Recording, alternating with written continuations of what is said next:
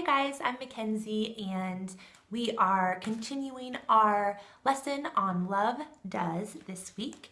And I'm going to read the verse that we're going to be kind of talking about and discussing this week. It's out of 1 Corinthians chapter 13, verses 6 and 7. It says, "Love does not delight in evil, but rejoices with the truth. It always protects, always trusts, always hopes, and always perseveres." I have a hard time with that word always. I think it feels never ending and like there's no chance for me to make an excuse. I think the reason why that word can seem daunting, or words like it, forever or eternity, infinite, those words can seem daunting because there's no end to them.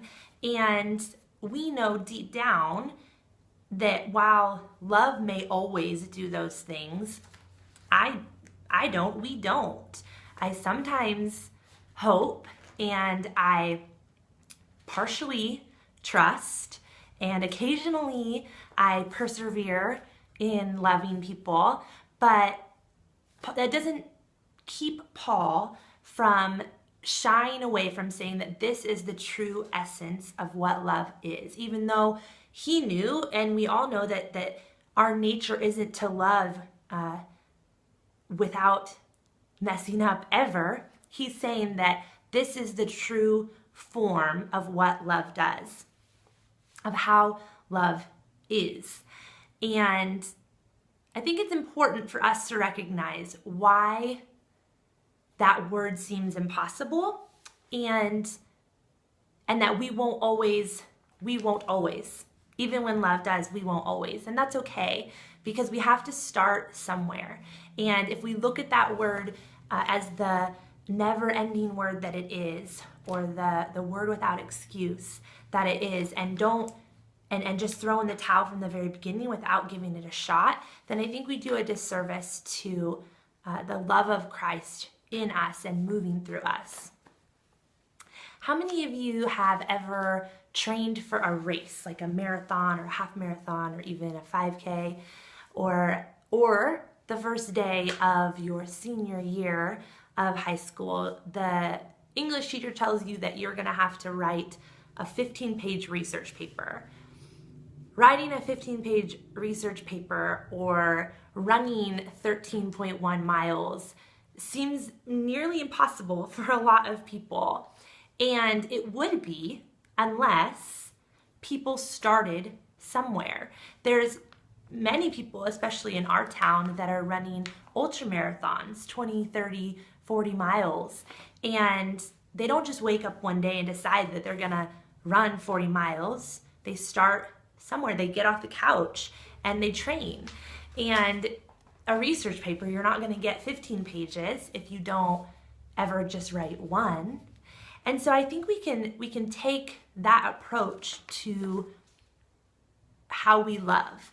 We can say, right now, I don't always hope or trust, but I'm going to start somewhere.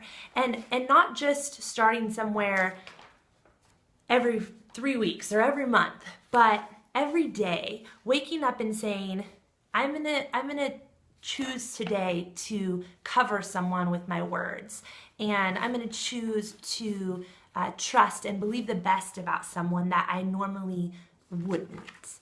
So when you are training for a run or you're writing a research paper, if you run 1 mile 1 week and then don't run again for another 3 weeks, you're gonna have to restart at the very beginning.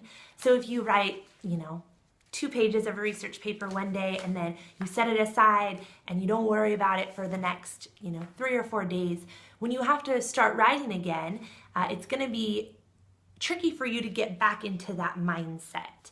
And so not only looking at love as, okay, this week I chose to cover someone and I'm not going to worry about trusting people or persevering or hoping for like another few weeks because I did it, I put in my time, and that should be enough for now. I'm only human.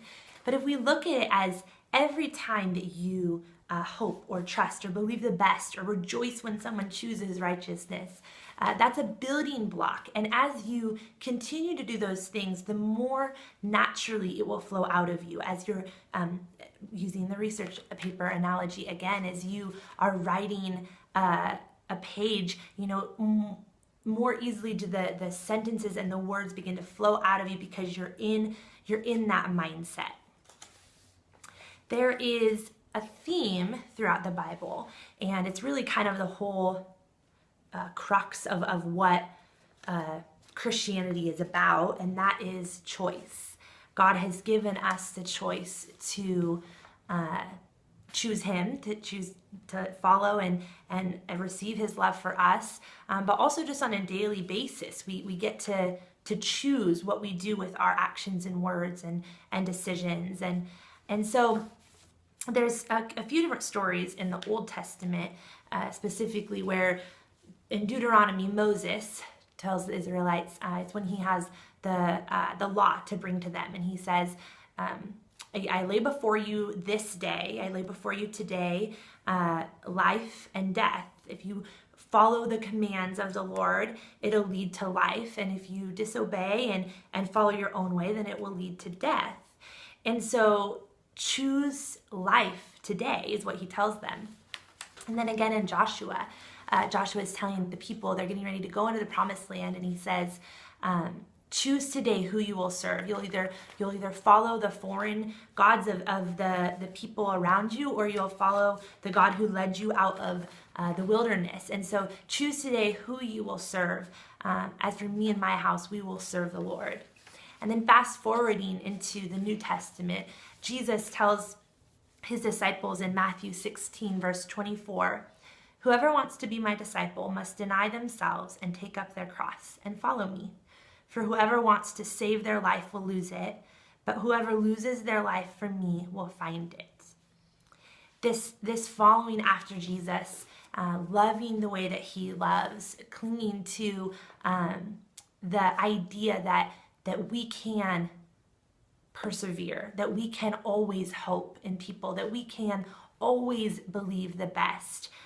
That kind of love is not stationary, it's moving and it's active, and it'll get us off the couch so that we're able to run marathons with the love that's flowing out of us.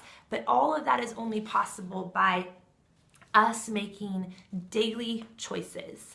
I know that sometimes it can feel like we don't have a choice in our responses, that they're just kind of involuntary sometimes. And the reality is that is just not true. We get to choose what we do with our words. And if we're going to use words to cover people and to speak life and hope, or if we're going to choose words to speak, death and tear people down, we get that choice. And that's great, because our life is defined by our choices. At the end of the day, when people look back at our life, it'll be defined by the choices that we made. And if we choose to strive after this kind of love that Paul talks about, this never-ending, this no room for excuse kind of love, then we'll have a life that's defined by a love that does, and a love that changed the world. And that's a good way to have your life defined. I'm going to end this talk by reading a quote from our head pastor, Steve Mickel. And it says, "Love perseveres, it stands firm, it remains longer, it waits, it hopes, it endures, it trusts, it protects." And he quoted a man and said, "There is good in this world, and it is worth fighting for. There is love in this world, and I will persevere for it." So go into this next week with the knowledge that you have a choice to love people the way that Paul talks about, to speak words that are kind and life-giving, and to continue to build on the loving decisions that you've already been making as we've been going through this series. Thanks.